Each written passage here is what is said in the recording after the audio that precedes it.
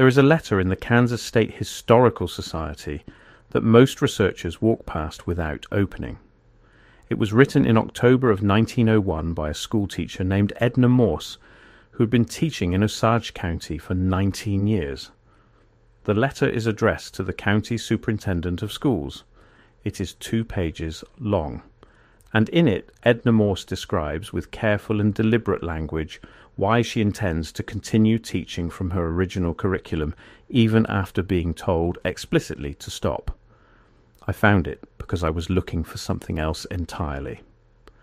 I was tracing the adoption records of standardized textbooks across the Midwest between 1895 and 1910, trying to understand why the economic content in American classroom instruction shifted so dramatically in such a short window. The same question keeps pulling me deeper, but the further I went into those state archives, the more I realized the textbooks weren't the real story. The teachers were, because the teachers remembered what was there before, and a few of them wrote it down. What Edna Morse was told to stop saying was not radical. It was not dangerous by any reasonable measure. It was simply the economic history that American schoolchildren had been taught for the better part of 3 decades, the mechanics of how money was created, the historical relationship between land ownership and poverty, the documented record of who benefited when currency policy changed and who bore the cost. These were not opinions. They were the curriculum. And in 1901, across the country, quietly and without public announcement, they began to disappear. The timing was not accidental. 1901 was the year William McKinley was assassinated and Theodore Roosevelt took the presidency. It was the year United States Steel was incorporated as the largest corporation in the history of the world, capitalized at $1.4 billion, a figure that exceeded the entire annual revenue of the federal government. It was the year that the consolidation of American industrial and financial power that had been building for 3 decades reached a kind of completion, and the question of what American schoolchildren should understand about how that consolidation had occurred became for the first time a question that the men who had accomplished it had both the motive and the institutional means to answer. To understand why 1901 matters, you have to go back to 1879. That was the year Henry George published Progress and Poverty, an examination of why economic depressions occurred and why poverty persisted alongside industrial growth. The book sold 3 million copies in a decade.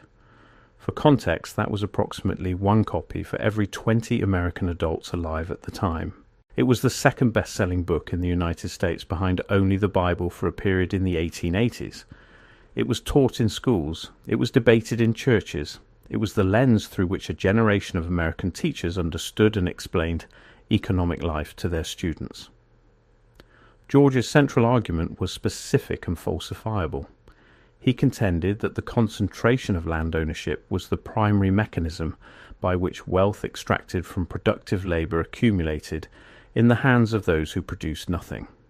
He documented the pattern across historical economies, named the mechanism with precision, and proposed a remedy so straightforward that it terrified the people it would have affected: a single tax on land value, not on labor, not on production, on the value of land itself, which increased not because of anything the landowner did, but because of the community growing around it.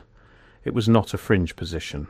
Andrew Carnegie called Progress and Poverty one of the most important books ever written before he changed his mind about saying so publicly. Politicians built careers on it, teachers taught in as established economic history, because in 1880 it essentially was. This is the curriculum Edna Morse was still using in 1901, and this is why the letter she wrote to her county superintendent is worth reading carefully. She had received, as had school teachers across Kansas, Ohio, Indiana, and a dozen other states, a new curriculum framework that year. The frameworks arrived through state education boards, which had begun receiving substantial organizational support from a network of philanthropic foundations that had not existed a decade earlier. The framing was always the same: modernization, efficiency, preparing students for the industrial economy. The new curriculum frameworks were thorough and well produced. They specified content with a precision that earlier frameworks had not. And what they specified with equal precision was what should no longer be included. The economic history of monetary creation was gone. The documented history of deflationary policy in the 1870s and 1880s, which had transferred wealth from debtors to creditors on a scale that a generation of economists had called the greatest organized robbery in American history, was gone. Henry George's land value analysis was gone. The Greenback movement, which had proposed that the federal government rather than private banks should control the issuance of currency, was not merely deprioritized. It was reclassified as a discredited fringe position, despite having elected governors, senators, and representatives across 14 states in the 1870s and 1880s. The Granger movement's documented record of railroad monopoly pricing against which prairie farmers had organized, and which had produced the Interstate Commerce Act of 1887, was reduced to a footnote. The National Banking Act of 1863 and what it had done to rural credit availability was not taught at all. The chain of cause and effect connecting federal monetary decisions to farm foreclosure rates across the Great Plains, a chain that farmers themselves had understood well enough to build a national political movement around it, was replaced with a narrative about individual thrift and market efficiency that contained no mechanism and no names. What replaced it was not wrong exactly. It was simply incomplete in ways that benefited specific people. The new curriculum taught that markets allocated resources efficiently when left alone. It taught that wages reflected the productive value of labour. It did not teach who decided what productive value meant, who set the conditions under which that determination was made, or what the documented historical record showed about what happened to wages when workers had no organised alternative. It taught the conclusion. It removed the evidence that had led prior generations to question that conclusion. Edna Morse understood this precisely. In her letter she writes, and I am paraphrasing because the original document is fragile and the county only permits transcription, that she had been teaching her students to read economic history the same way she taught them to read any history, with primary sources, with documented cause and effect, with the understanding that someone always benefits from a policy decision, and that identifying who benefits is the beginning of understanding why the decision was made. She writes that she did not believe it was her function as a teacher to protect her students from conclusions that made powerful people uncomfortable. She believed it was her function to teach them how to reach conclusions at all. The letter was written in October. She was dismissed in December. Now consider the scale of what was happening around her. In 1902, John Rockefeller established the General Education Board with an initial gift of $1 million, eventually totaling $53 million over the following 2 decades. The stated mission was to promote education in the United States without distinction of race, sex, or creed. The actual function, documented in the board's own published reports, was to coordinate and standardize American schooling along lines that its founders considered appropriate for an industrial economy. Frederick Gates, Rockefeller's philanthropic advisor, wrote in 1906 that the object was to produce in the child a perfect knowledge of what he ought to do and also a will to do it. He was describing the function of school. He was not describing the function that Edna Morse believed schools served. In 1905, Andrew Carnegie established the Carnegie Foundation for the Advancement of Teaching with $10 million. One of its first projects was a pension system for teachers. This is remembered as an act of generosity. What is less discussed is the condition attached. To qualify for the Carnegie pension, a college had to adopt specific curriculum standards that the foundation considered acceptable. Curriculum control dressed as retirement security. The teachers who taught the old economic history were aging out.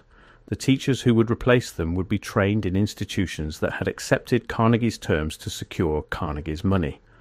This was not a conspiracy in the dramatic sense. There were no secret meetings, no coded communications, no explicit agreement to suppress the truth. It was something more durable than a conspiracy. It was convergent interest. The men who funded the standardization of American education were the same men whose accumulated wealth the old economic curriculum explained, documented, and questioned. They did not need to coordinate. They needed only to fund. Go back to Kansas, back to Osage County in the winter of 1901.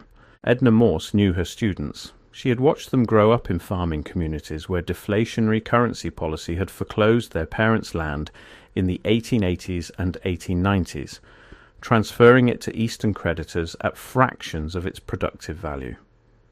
She had watched families lose in 2 years what had taken a generation to build, and she understood from the economic history she had been teaching why that had happened and who had designed the conditions that made it happen. And she understood that if her students never learned that history, they would have no framework for recognizing it when it happened again. They would have only the story that markets were natural, that outcomes were deserved, and that poverty persisted because of failures of individual character, rather than structural decisions made by people with names and addresses and specific financial interests. That is what she refused to stop saying. Not a theory, not an ideology, a documented pattern with named beneficiaries, available in historical records, traceable through congressional testimony and court filings, and the archived correspondence of the men who made the decisions. She was not teaching radicalism. She was teaching the evidentiary standards she applied to everything else. Her students remembered her.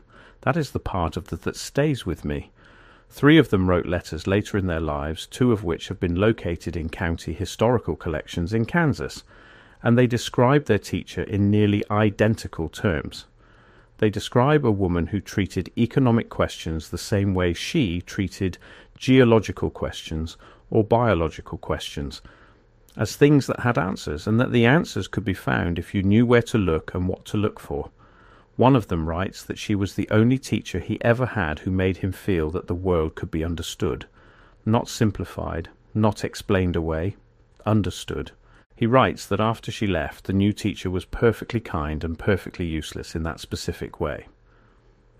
The students who sat in Edna Morse's classroom in 1901 were born around 1888. They would have been in their early 20s during the Panic of 1907, when J.P. Morgan essentially performed the function of a central bank by coordinating private capital to stop a financial collapse.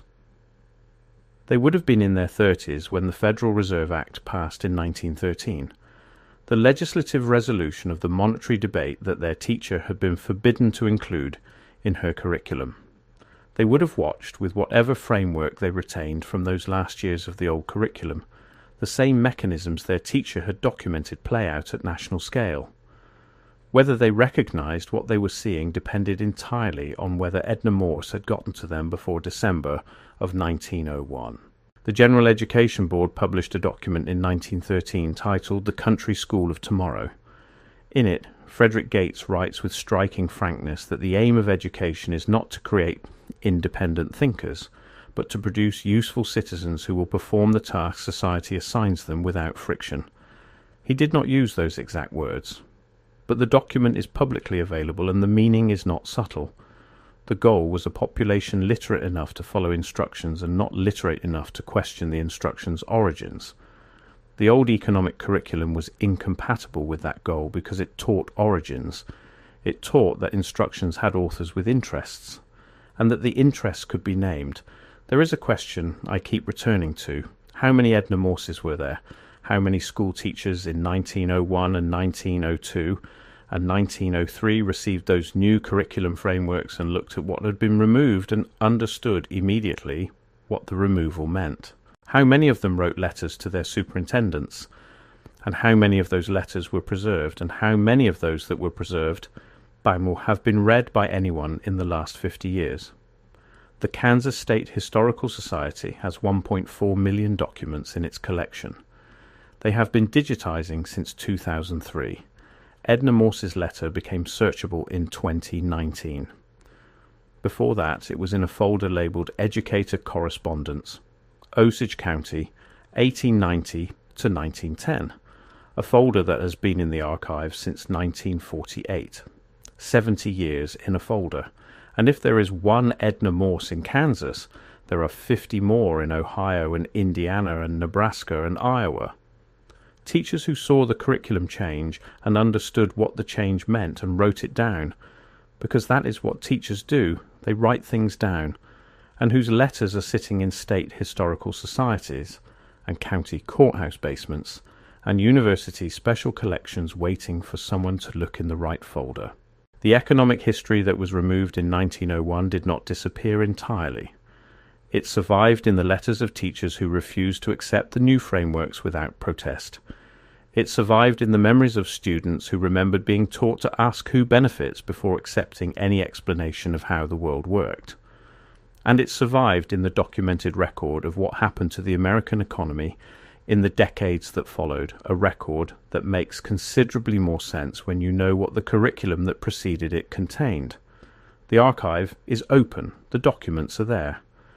And somewhere in a folder that nobody has thought to check since 1948, a teacher is still trying to finish the lesson she was told to stop giving. The last school teacher who taught the original history did not lose because she was wrong.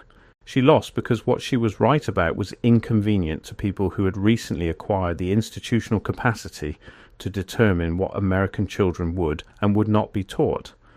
That capacity has not diminished. What has diminished is our memory of what was taken. And memory, unlike power, can be restored by anyone willing to open the right folder.